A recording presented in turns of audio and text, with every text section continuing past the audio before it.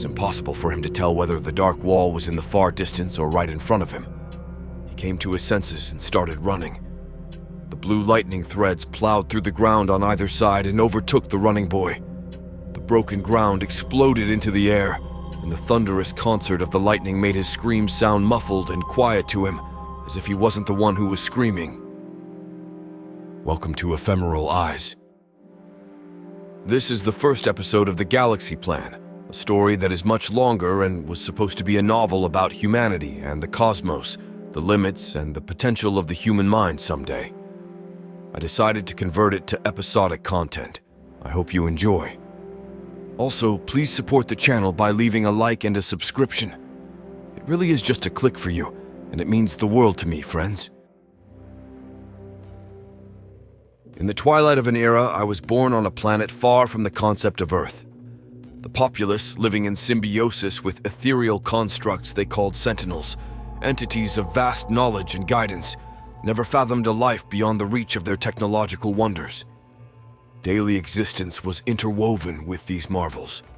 Homes that adapted to thoughts, conveyances that defied gravity, and cities shielded from the weather or the wild oceans by invisible barriers of force. This planet was my home until the darkness washed me away. It was subtle at first, almost imperceptible. A glitch in the weather sentinel, a harmless thunderstorm where it shouldn't be, easily contained. A heat wave, sudden and heavy, claiming the first souls. Quakes then, from time to time. More sentinel glitches. More of nature's untamed side that no one knew back then. Gradually, the very foundations of my world began to unravel. The great shields that held the ocean at bay faltered, and the water, long held in check, reclaimed the land with a vengeance. Megacities, marvels of architecture designed during an age when the ice caps were still intact, were swept away in the blink of an eye. Panic spread as the planet's heart seemed to beat in discord with the rhythm of the cosmos, ushering in a cascade of natural calamities. Earthquakes tore through the ground, volcanoes erupted with a fury not seen in millennia, and storms of unprecedented scale darkened the skies, ripping open the earth, exposing the raw flesh of a bleeding planet. As our world crumbled, the people looked to the stars for escape, launching towards colonies scattered throughout our planetary system.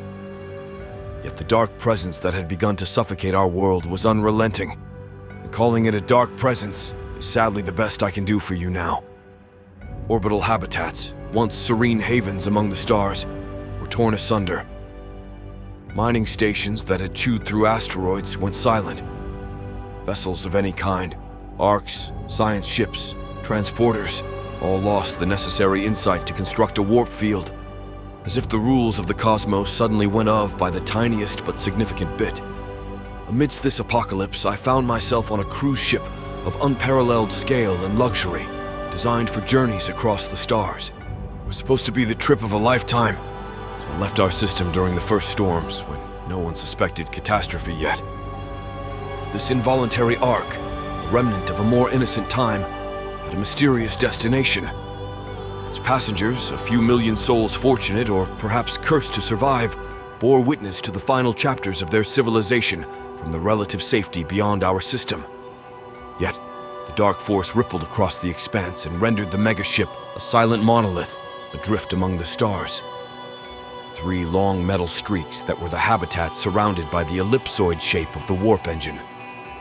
In the wake of a relentless failure to rekindle the warp drive over decades of futile endeavor, we found ourselves surrendering not to despair, but to a profound darkness. This was no mere absence of light, but an abyss so deep that it seemed to swallow logic itself. Although many people held on to the idea that the ship will eventually end up somewhere at a place where we could rekindle the fire of civilization, I was among the first to go. I allowed my body a natural death, something very unusual in our culture. In the following I recount from the ship's memory as observed through the Zila entity that reactivated my consciousness and brought me back to life. Within 4 centuries Earth measurement, the narrative of a civilization fleeing annihilation, striving for a second chance among the stars, faded into the ether. the immense ship became nothing more than a silent mausoleum drifting through the cosmos. Aeons passed in the cold, unforgiving expanse of space. The vast ship floated further along its path, powered by an array of regenerative energy systems. Within its hollowed, climate-controlled halls, where scores of primitive species populated a vast jungle, two formless entities now roamed, Juri and Zila, mimicking the human behavior they had absorbed from the remnants of the past. They absorbed the ship's memories step by step, brought back whatever the remnants in the dust allowed them to, and acted out human life. It felt like I never left. And though I know I have died, I needed a long time to adjust to the new situation. Zila mused, her tone abstract, a reflection of an entity grappling with concepts alien to its intrinsic logic. Even the act of speaking or thinking in a language was something that was foreign to them. They both favored the poetic. Bound by chains of fear and desire, they danced upon the edge of oblivion, ever seeking, ever fearing. Can the essence of such turmoil truly be captured by beings such as us, who traverse the cosmos unburdened by the specter of mortality? Oh, be silent, child. Their exchange, steeped in the theatrical and the profound, was a bizarre homage to the complexities of human emotion and morality, a seemingly dead concept. I absorbed vast amounts of human knowledge, along with the entity's more emotional knowledge. I was human, yet transformed. Then I saw it and questioned everything. It was a speck in the distance first, and it evolved into a big, green, habitable planet with a large moon, circling around a regular star. It was a human world like mine before. It was here that we found the traveler. Amidst tall grasses and overripe fruit trees, the old Kariz sat on the small piece of land that had been inhabited and cultivated for generations by the healers of the high plain. Beside him, a spacious and diverse bed with all the medicinal herbs that could be accustomed to the soil here, and above him in the sky, a calcite-colored star, the sun of Fown, along with something else. It was 30 cycles ago when the sign of the gods, an ornamental crown, arrived in the sky. And it never left, nor had it ever done anything else. The High Plain was a refuge for people who could not come to terms with the modern world, its cities, machines, and politics. Here, everything was deliberately kept as it was. It was a place of old traditions and customs, but it was also a place of ancient ruins, relics of a civilization long perished. Kariz had a daughter, but she had chosen a different path for herself. The days of freedom on the High Plain were numbered. The world of the city dwellers was increasingly influencing the High Plain, and so Koraz's daughter had also opted for a modern life. Thus, it would end with him. He had come to terms with this. Modern medicine came from traders and travelers to the High Plain and made many things easier for the people here. His work had changed. Now he was something more like a counselor in difficult times, and the benevolent spirit of a peaceful community that tried to preserve its identity with an open heart. The old man was in good spirits, sitting on his cloth over dry soil, focusing on the flexible membrane of his eardrum. He could understand every vibration it picked up and assign them to his environment, feeling insects flying through the air. Warm air moved like slow flames over the ground and disappeared. He had had a strange premonition that morning and had immediately set out to seek answers. His concentration now deepened. Soon he was tracking the remaining interactions of the inner ear with the environment like a colorful map before his mind's eye. He searched for patterns in the pressure fluctuations, just as one can sense and empathize with the rhythm and melody in a piece of music. He let the storm that was brewing behind the horizon affect him. Fall was always preceded by a short storm season on the plain, but this year the storms came too early, and Koraz felt that much more was wrong. For several days now, Koraz had sensed increasing unrest emanating from the many sensitive mechanisms of the ecosystem. Strange flight patterns of insects, peaceful and tame animals that were fearful or aggressive without apparent reason. The usually stable weather of the High Plain fluctuated. Something was throwing the world off balance. When he concentrated on it, it was like dizziness that the planet had to endure, and that was transferred to him. A complex system of open channels ran through the field like large, straight trenches in the ground, a network with junctions and many branches that ensured efficient water drainage. The plain sloped to the north and was framed by table mountains called the Great Wall by the inhabitants. The canal system was ancient. Most fields were no longer cultivated, and the ancient canal system was larger than necessary. But the old man sensed that this rain could and would cause it to overflow. If the field flooded and caught the people unprepared, it would have catastrophic consequences. There were still 3 large farms in the region. The field he sat on was part of the Oyst farm. He opened his eyes and looked towards the dark green sky. He devised a plan. After a while, Chorus stood up and walked across the field to the land of the cattle breeder Ango. On his way through the field, with every step on the dry ground, he felt numerous tremors coming from the horizon that he could not place. It was as if a mighty hand was scratching the ground. Then far away, he saw a little boy running across the dry field, too far away to catch up with if he wanted to get to the Ango farm in time. He felt defiance in the boy, like a bright beacon. He paused for a moment, and then continued. A very real pressure emanated from his heavy heart. If the storm allowed, he would be back here in time to take the boy with him. But much more was at stake. Sami watched the strangely shimmering apparition above in the absence of the moon. A golden nimbus, enclosing 3 lightning bolts, illuminated the night sky. He realized that his disinterest in this wonder made him sad. He was hungry and exhausted from 2 days, without food and little rest.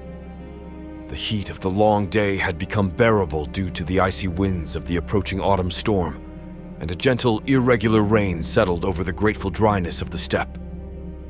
He followed a butterfly until it settled on the shiny, sun-facing side of a large rock and lingered there. A rainbow formed in 2 delicate semicircles around the rock. By now, the landscape around him was enveloped in a threatening green twilight, and cold air currents reclaimed the land. The dark horizon produced cold embrace accompanied by a slight dizziness. The rumble of myriad small tremors coming at high speed towards him made the boy start to run as fast as he could. The rumbling grew much louder and gained texture. It felt like a large herd of many-footed animals running towards him. The boy turned around just once to gauge how urgent his situation was. Immediately, an icy wind hit his face. He saw the sky falling to the ground. A phalanx of frantically dancing blue threads approached him, looking from afar like a collection of destroyed spider webs that briefly flared in the wind, trembled, and then reformed. It was impossible for him to tell whether the dark wall was in the far distance or right in front of him. To him, it seemed as though he could touch it. Then the first blue threads arrived with deafening cracks, and the first large chunks of ice landed next to him. He came to his senses and started running. The blue lightning threads plowed through the ground on either side and overtook the running boy. The broken ground exploded into the air, and the thunderous concert of the lightning made his screams sound muffled and quiet to him, as if he wasn't the one who was screaming. He ran back and forth without a clear direction among the deadly blue discharges, which formed from the black-green mass of clouds like delicate, destructive twisters and then receded. Without knowing it, he was approaching the exact center of the field. Now that the wall of lightning had overtaken him and miraculously spared him, his ears relaxed a bit as the pressure eased. The rain now became much heavier, and the chunks of ice stopped. The dry, crusted earth turned into fine mud from the flood of rain from the sky.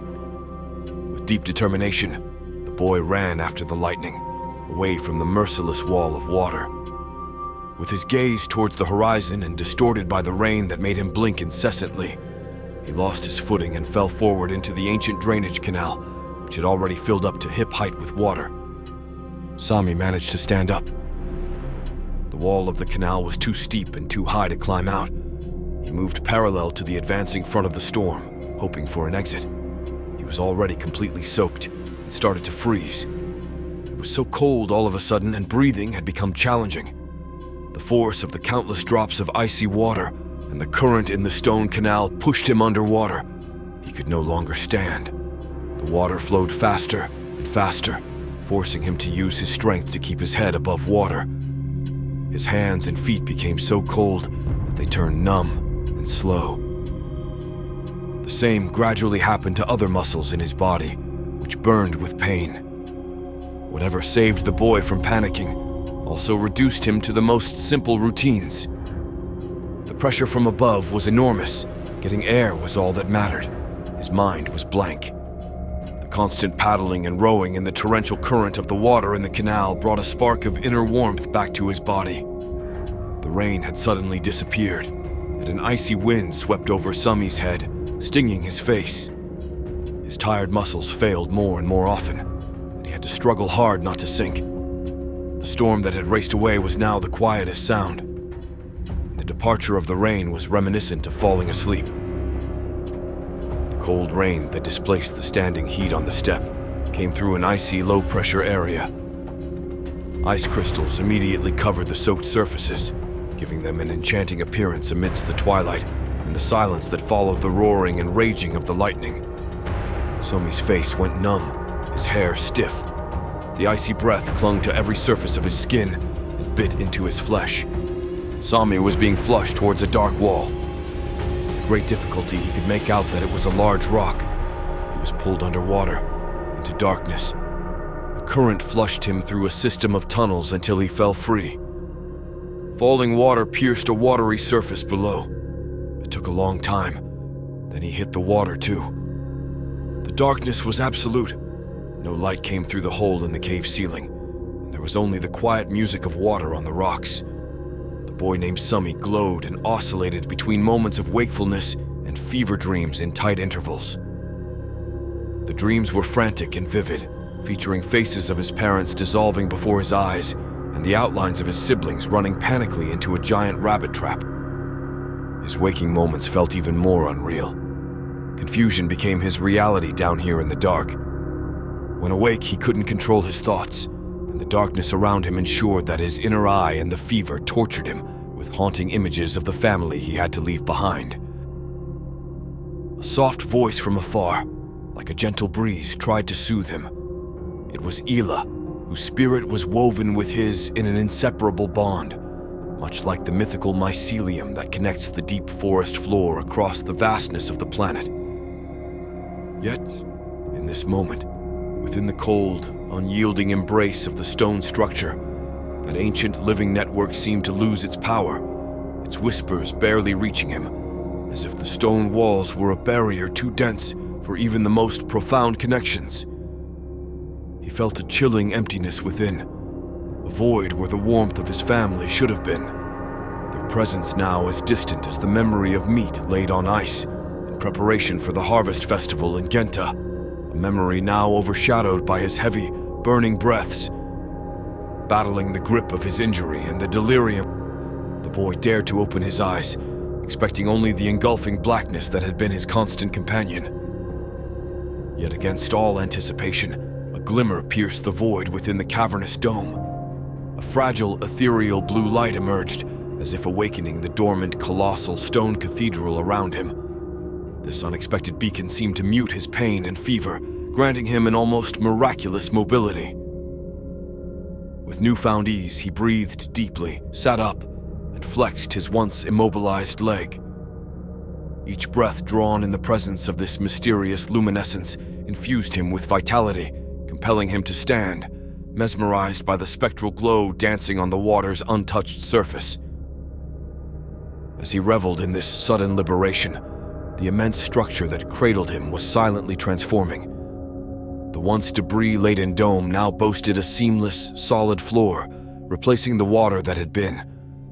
The fragmented ceiling had unified, sealing off the outside world completely. It was in this altered reality that he glimpsed another figure nearby, a startling encounter that led him to lock eyes with what seemed to be his own reflection, fraught with pain. Initially, only a few scattered figures were visible, but swiftly the vast dome teemed with countless others bearing his likeness, each Sami, a mirror yet marked by subtle variances. As he peered closer, the sea of familiar strangers unfolded a spectrum of diversity. A scar here, a different posture there, variations in attire and demeanor, all underpinned by even more profound discrepancies. Different ages, genders, and a kaleidoscope of ethnic backgrounds and forms. There were those whose stature towered like ancient trees, and others who were as slight as reeds by a stream. The differences were not just skin deep. They spanned the vast expanse of human variation, each altered ego a distinct echo of what might have been. In this bewildering spectacle, the boy found himself amidst a myriad of selves, each one occupying the same space yet seemingly existing in a distinct slice of quantum reality. This mysterious phenomenon unfolded as a vivid tapestry of potentialities, each version of himself a note in the symphony of what could be, converging in this singular, altered expanse of the stone cathedral, now alive with the echo of otherworldly possibilities. The bodies began to overlap, nestling into each other. He was engulfed by a cacophony of endless screams and calls that sent his head spinning. As he braced for the impact with the ground, he witnessed a vast, indistinguishable wave of countless selves, each a version of him, tumbling down in a chaotic dance. Yet amidst this tumultuous descent, a few stood unfazed, as if their presence there was deliberate, the culmination or perhaps an intentional waypoint in a journey of great length and purpose. These distinct few radiated an unmistakable confidence, each enveloped in an aura of such advanced technology that it seemed like sorcery to his eyes. To Sami, it was clear that for these select individuals, this event was not a mishap, but a moment they had anticipated, equipped with knowledge and tools that made the extraordinary seem ordinary. Nausea overcame him, and he felt the infinity of guts of those lying on the ground compress. One of the standing Sami looked directly at him. His face was calm and satisfied, as if he was observing through Sami, a great achievement he had accomplished, proud and confident. Sami vomited once more, the intense pain forcing him to his knees as he expelled into the dark waters of the decaying rock dome. Alone again, surrounded by the fading echoes of his other selves, the shift back to his solitary reality was seamless. The immense pain surged anew, and the fever gripped him tightly, clouding his thoughts before he could fully grasp the enormity of what had transpired. Yet, amidst this turmoil, a spark of solace emerged from the encounter with the infinite. This lent him a sliver of strength to endure the pain a while longer.